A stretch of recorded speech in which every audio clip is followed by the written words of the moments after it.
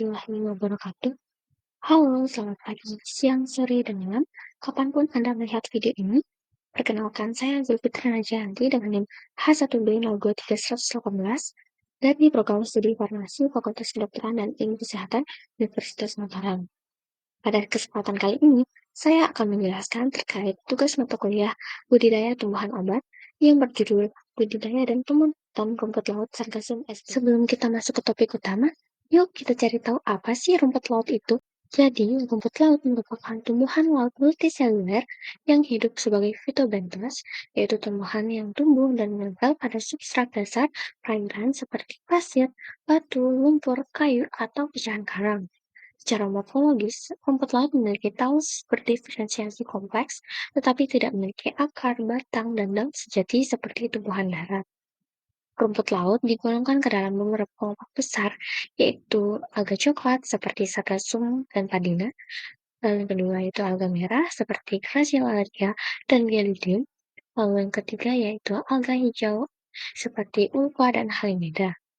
Secara ekologis, rumput laut berperan penting sebagai produsen primer dalam ekosistem laut, menyediakan habitat bagi biota kecil, menjaga keseimbangan karbonat untuk terumbu karang, dan mendukung keanekaragaman hayati. Selanjutnya kita masuk ke bagian pendahuluan dari topik utama kita kali ini, yaitu mengenai Sargassum SP. Selanjutnya kita masuk ke bagian pendahuluan dari topik utama kita kali ini, yaitu mengenai Sargassum SP. Sargassum SP itu apa sih? Sargassum SP itu apa sih? Sargassum SP adalah makroalga coklat yang tersebar luas di perairan tropis. Alga ini memiliki morfologi khas yang menyerupai tumbuhan darat, yaitu terdiri dari batang semu, daun, kantong udara, dan struktur perlekatan. Pigmen dominan fucosantin memberi warna coklat keemasan, serta memungkinkan alga ini berfotosintesis di bawah air. Itu sargassum juga mengandung berbagai senyawa bioaktif penting, seperti alginat, yaitu sebagai pengental dan stabilizer dalam industri makanan dan farmasi, lalu fenol dan flavonoid, yaitu sebagai antioksidan dan antimikroba, lalu fucosantin, yaitu sebagai pigmen karotenoid dengan potensi anti-aging dan pewarna kosmetik, lalu ada fucoid dan laminaran dengan aktivitas imunomodulator dan antikanker. Sargassum SP tersebar luas di perairan tropis, termasuk Indonesia yang memiliki garis pantai panjang dan keanekaragaman hayati laut yang tinggi. Di Indonesia, rumput laut ini banyak ditemukan di pesisir berkarang dengan air jernih dan arus yang cukup, mulai dari Aceh, Sulawesi, Jawa, NTT, hingga NTB. Banyak spesies umum yang sering ditemukan dari sargassum ini. Di NTB sendiri, sebaran sargassum cukup luas, antara lain di Teluk Grupuk, Teluk Ekas, Batu Layar, dan Pantai Lendang Luar. Selanjutnya kita masuk ke bagian teknik budidaya. Selanjutnya kita masuk ke bagian pertama, yaitu metode patok dasar, di mana metode ini merupakan teknik budidaya rumput laut Sargassum SP yang dilakukan di perairan dangkal atau zona pasang surut, di mana bibit diikat pada tali ris yang dibentangkan di antara patok bambu atau kayu yang ditancapkan ke dasar laut.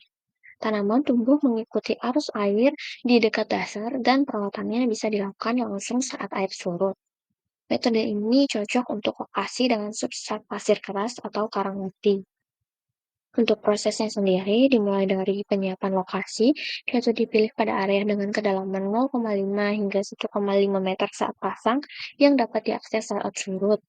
Lalu yang kedua yaitu pemasangan patok dengan ditancapkan secara berjejer ke dasar laut dengan jarak patoknya itu biasanya sekitar 1 hingga 2 meter.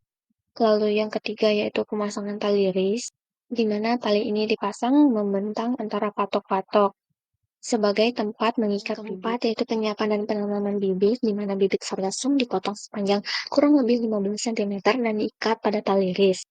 Lalu yang kelima yaitu pemeliharaan, di mana petani biasanya memeriksa tanaman saat air surut. Lalu yang keenam yaitu pemanenan, di mana dilakukan sekitar 30 hingga 45 hari setelah penanaman. Yang kedua yaitu metode rakit terapung, di mana metode ini merupakan teknik budidaya rumput laut Sargassum SP, di mana bibit diikat pada tali ris yang digantung di bawah struktur rakit mengapung yang terbuat dari bambu atau pipa. Rakit ditambahkan di perairan lebih dalam, yaitu sekitar 1,5 hingga 3 meter, dan mengapung dengan bantuan pelampung seperti jerigen kosong. Metode ini memungkinkan tanaman tumbuh dengan pencahayaan yang optimal, dan perlindungan dari endapan lumpur. Untuk prosesnya sendiri dimulai dari pembuatan rakit, yaitu rakit dibuat dari bambu atau pipa yang membentuk segi empat. Lalu rakit ini dibuat mengapung dengan pelampung. Lalu yang kedua yaitu pemasangan tali ris, di mana tali ris yang digunakan yaitu sepanjang 3 hingga 5 meter, sebagai tempat digantungkan ke laut dan menjadi tempat menempelkan bibit. Lalu yang ketiga yaitu penanaman bibit, di mana bibit sargasum diikat ke tali ris dengan jarak tanam sekitar 25 cm antar bibit. Yang keempat yaitu pemeliharaan, di mana rakit harus dicek secara berkala dari perahu untuk memastikan struktur stabil, bibit tidak rusak, dan tidak ada pertumbuhan organisme pengganggu. Lalu yang kelima yaitu pemanenan, di mana dilakukan setelah 30 hingga 45 hari dengan memotong bagian atas tanaman dan menyisakan bagian bawah untuk regenerasi.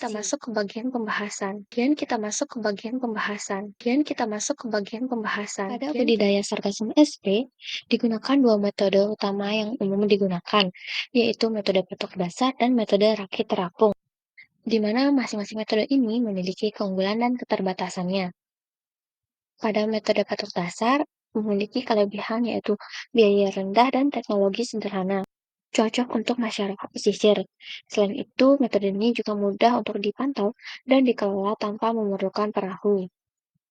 Untuk kekurangannya sendiri, yaitu rentan terkena endapan lumpur dan gangguan predator dasar laut, kemudian intensitas cahaya kurang optimal sehingga pertumbuhan lambat.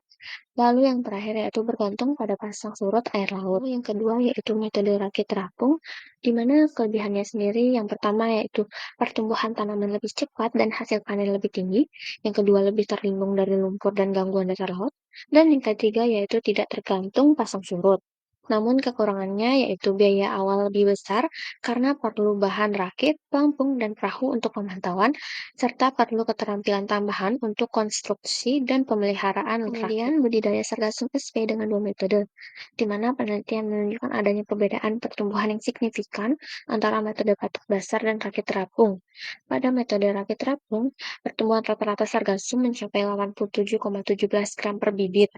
Sedangkan metode patok dasar hanya menghasilkan sekitar 25,96 gram per bibit.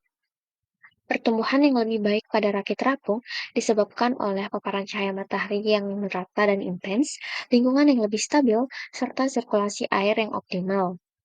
Sedangkan pertumbuhan lambat pada patok dasar dipengaruhi oleh lokasi di dasar perairan yang dangkal, kemudian keterbatasan intensitas cahaya, serta gangguan dari organisme dasar laut, yaitu potensi pemanfaatan dan nilai tambah sargasum SP, di mana sargasum SP memiliki potensi ekonomi yang sangat luas, tidak hanya sebagai komoditas budidaya rumput laut kering, tetapi juga sebagai sumber senyawa bioaktif yang bernilai tinggi.